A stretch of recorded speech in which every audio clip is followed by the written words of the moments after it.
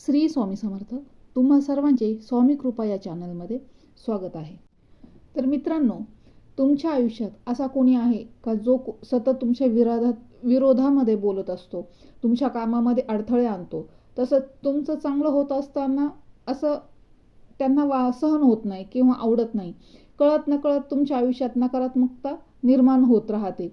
जर तुमच्या आयुष्यात असा कोणी शत्रू किंवा विरोध करणारी व्यक्ती असेल तर आजचा उपाय हा खास तुमच्यासाठी आहे आणि खूप महत्त्वाचा आहे. फक्त 3 दिवस श्रद्धेने हा उपाय करायचा आहे. अनेक जणांना अनुभव आलेला आहे. या उपायानंतर ती शत्रू व्यक्ती आपोआपच स्वतःहून दूर जाऊ लागतात. तसेच घरातील नकारात्मकता ऊर्जा कमी होते आणि आयुष्यात पुन्हा शांतता निर्माण होऊ लागते. व्हिडिओ हा शेवटपर्यंत नक्की ऐका. मध्ये सोडला तर अपूर्ण माहिती मिळेल. तर आजच्या या व्हिडिओला सुरुवात करूया. पुन्हा एकदा सांगते, व्हिडिओ स्किप न करता शेवटपर्यंत माहिती नक्की ऐका. आपल्या हिंदू धर्मात आणि प्राचीन तंत्रशास्त्रात काही अत्यंत सोपे पण प्रभावी उपाय सांगितले आहेत, जे घरात असलेल्या साध्या वस्तूंनी केले तरी त्याचा परिणाम खूप खोलवर होत असतो.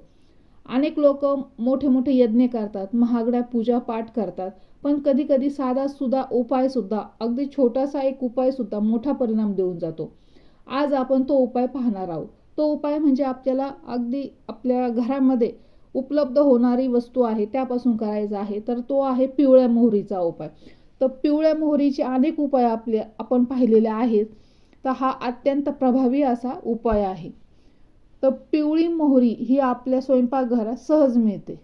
पण आध्यात्मिक दृष्टिकोनातून आपण जर पिवळ्या मोहरीला जर पाहिलं तर तिच्यात नकारात्मक ऊर्जा दूर करण्याची मोठी शक्ती असते. त्याच्या अनेक ग्रंथांमध्ये सांगितले आहे. म्हणूनच आपण नजरदोष काढण्यासाठी आणि शत्रूंचा प्रभाव कमी करण्यासाठी पिवळ्या मोहरीचा वापर फार वर्षापासून करत आलेलो आहे. तर अनेकांना आता प्रश्न पडेल का हा अगदी पिवळ्या मोहरीचा साधा उपाय आहे आणि हा उपाय नक्की कसा काम करतो. तर त्यामागे ह्या उपाय काम करण्यामागे 2 कारणं आहेत. एक आध्यात्मिक आणि एक मानसिक, असे दोन्ही कारण सांगितले जाते. आध्यात्मिक दृष्टिकोनातून पाहिले तर मोहरी आणि कापूर जळाल्याने वातावरणात सूक्ष्म नकारात्मक जी ऊर्जा असते ती हळूहळू नष्ट व्हायला लागते. आणि आपण जे तुम्हाला मी मंत्रजप करणार आहे त्या मंत्रजपामुळे आपण सकारात्मक स्पंदने निर्माण होत असतात आपल्या अवतीभोवती. त्याच्यामुळे हा आध्यात्मिक एक प्रभाव पडतो हा उपाय केल्याने.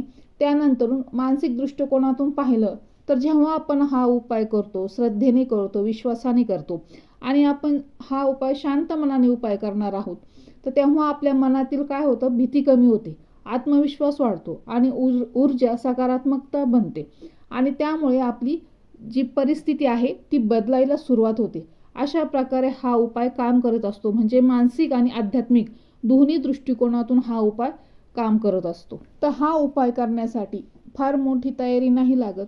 फक्त 3-4 वस्तू लागणार आहे आणि त्याही आपल्या घरामध्ये सहज अवेलेबल आहे. फक्त आपल्याला काही जे मी नियम सांगणार आहे त्या नियमांचं पालन करणं अगदी गरजेचं आहे. नियम पाळले तरच उपायाचा परिणाम योग्य प्रकारे दिसतो. हा उपाय आपल्याला सलग 3 दिवस करायचा आहे, कोणताही खंड करायचा नाही. आणि शक्यतो हा उपाय संध्याकाळी सूर्यास्तानंतरून म्हणजे 6:30च्या नंतरून आपल्याला हा उपाय करायचा आहे. का करायचा त्यावेळेस, का त्यावेळी वातावरण शांत असते आणि ऊर्जा बदलण्याची जी प्रक्रिया अधिक प्रभावी होत असते. या उपायासाठी लागणाऱ्या वस्तू आधी समजून घ्या. एक म्हणजे पिवळी मोहरी, ती सहज अवेलेबल असते. दुसरा म्हणजे कापूर आणि तिसरा म्हणजे मातीचा दिवा. तर या 2 गोष्टी आपल्याला ह्या उपायासाठी लागणार आहेत. तर उपाय सुरू करण्यापूर्वी आपल्याला मन शांत करायचं आहे. शक्य असेल तर हातपाय धुवून स्वच्छ बसावं, कारण स्वच्छता आणि शुद्धता ही कोणत्याही आध्यात्मिक कृतीत महत्त्वाची असते. आणि नीट ऐका, कारण की काय होतं ना, बरेच लोक पूर्ण माहिती ऐकत नाही आणि त्यांच्या इथेच चुका होतात. त्याच्यामुळे पूर्ण व्हिडिओ शेवटपर्यंत नक्की ऐका, कारण की पूर्ण जी प्रोसेस आहे ती जर समजून घेतली तरच उपाय व्यवस्थित काम करेल. मग काय होतं, अर्धवट माहिती ऐकली आणि अर्धवटच उपाय करत राहिली ना, तर मग उपाय काम करत नाही. सर्वात आधी काय करायचं, घरात किंवा अंगणात एखाद्या शांत ठिकाणी बसा, जिथे कोणीही तुम्हाला व्यत्यय आणणार नाही. बसताना तुमचं जे तोंड आहे, जी दिशा आहे ती तुम्हाला दक्षिणेकडे करायची आहे, कारण दक्षिण दिशा ही नकारात्मक ऊर्जा बाहेर टाकण्यासाठी प्रभावी मानली जाते. तुमच्या समोर काय करायचंय, मातीचा दिवा, एक पंक्ती मी तुम्हाला सांगितलेली आहे, मातीचा दिवा ठेवायचा आहे. त्याच्यामध्ये तेल किंवा तूप लावून तो दिवा लावून द्यायचा आहे. दिवा लावल्यावर क्षणभर आपले डोळे घट्ट मिटून घ्यायचे आणि आपले इष्ट देवतेचे स्मरण करायचे आहे किंवा स्वामी समर्थांचं मन करा आणि मनात म्हणा, स्वामी महाराज माझ्या आयुष्यातील अडथळे दूर करा आणि माझे रक्षण करा. यानंतरून काय करायचं, एका छोट्याशा पंक्तीमध्ये पिवळी मोहरी आणि एक छोटा कापूर घ्यायचा आहे. आता ते जो अगोदर आपण जो दिवा लावलेला आहे ना, त्या दिव्याच्या ज्योतीवर हा कापूर आहे ना, तो पेटून घ्यायचा आहे आणि त्या दुसऱ्या पंक्तीमध्ये ठेवायचा आहे. आणि हळूहळू हे जळू लागतं आणि धूर तयार होत असतो. जेव्हा त्यातून धूर निघेल ना, त्यावेळेस तो धूर नकारात्मक ऊर्जा दूर करण्याचं प्रतीक मानला जातो. एक महत्त्वाची गोष्ट ज्या तुम्हाला करायची आहे, ज्यावेळेस कापूर आणि मोहरी जळणार आहे आणि त्यांचा धूर हा निघणार आहे, तर तुम्हाला त्यावेळेस एक मंत्र जप करायचा आहे. जेव्हा कापूर आणि मोहरी जळत असतील तेव्हा मन शांत ठेवून 7 वेळेस तुम्हाला हा मंत्र म्हणायचा आहे. 7 वेळेस ओम क्षम नमः, ओम क्षम नमः हा 7 वेळेस श्रद्धेने म्हणायचा आहे. आणि प्रत्येक वेळी मनात असा संकल्प करायचा की माझ्या आयुष्यातील सर्व शत्रू आणि नकारात्मकता आहे ती दूर होत आहे.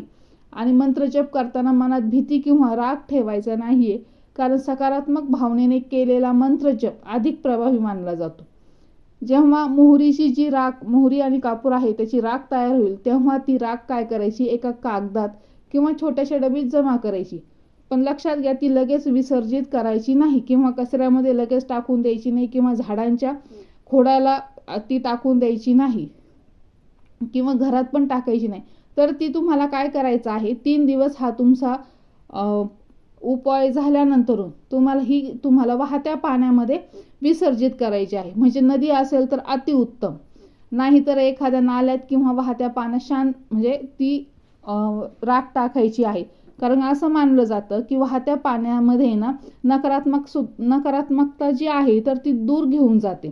तर हा उपाय तुम्हाला सलग 3 दिवस करायचा आहे, खंड पडू देऊ नका. कारण की अनेकांना दुसऱ्या किंवा तिसऱ्याच दिवशी याचा फरक जाणवायला लागलेला आहे आणि घरातील वातावरण ताणतणाव कमी होतो व जे हे लोक सतत विरोध करत असतात ना, ते हळूहळू बदलायला सुरुवात होते किंवा ते आपल्यापासून दूर जाऊ लागतात. तर अशा प्रकारे हा उपाय करायचा आहे तुम्हाला. तर सर्वात महत्त्वाचं, अनेकांना प्रश्न पडणार आहे आणि ते विचारणार आहे का हा उपाय कोणत्या दिवशी सुरू करायचा. तर हा उपाय तुम्हाला गुरुवार किंवा शनिवार पासून हा उपाय तुम्हाला सुरू करायचा आहे. कारण की गुरुवारी किंवा शनिवारी जर उपाय सुरू केला तर अधिक चांगलं मानलं जातं. कारण की त्या दिवशी आध्यात्मिक साधना अधिक प्रभावी मानली जाते. जिथे स्वामींचं नामस्मरण केलं जातं तिथे स्वामींची कृपा नक्कीच पोहोचते. तुम्हाला शनिवार किंवा गुरुवार जर ह्या दोन्ही दिवसातून जर विसरले तर इतर कोणत्याही दिवशी तुम्ही हा उपाय सुरू करू शकता. शेवटी काय आहे, आपल्याला नामस्मरण स्वामींचं करायचं आहे. कारण की नामस्मरण आपण स्वामींचं केलं तर त्यांची कृपा आपल्यावर नक्कीच होणार आहे. जर तुम्हाला अशाच आध्यात्मिक माहितीचे आणि सोप्या साध्या घरगुती उपायांचे व्हिडिओ आवडत असेल तर हा व्हिडिओ लाईक करा, चॅनलला सबस्क्राईब करा आणि कमेंटमध्ये श्री स्वामी समर्थ नक्की लिहा. कारण की तुमची प्रत्येक कमेंट आणि लाईक ही आम्हाला अजून चांगलं व्हिडिओ करण्यासाठी शेवटी प्रेरणा देतो. शेवटी इतकेच म्हणेल की कोणताही उपाय करताना श्रद्धा ठेवा, सकारात्मक विचार ठेवा आणि देवावर विश्वास ठेवा.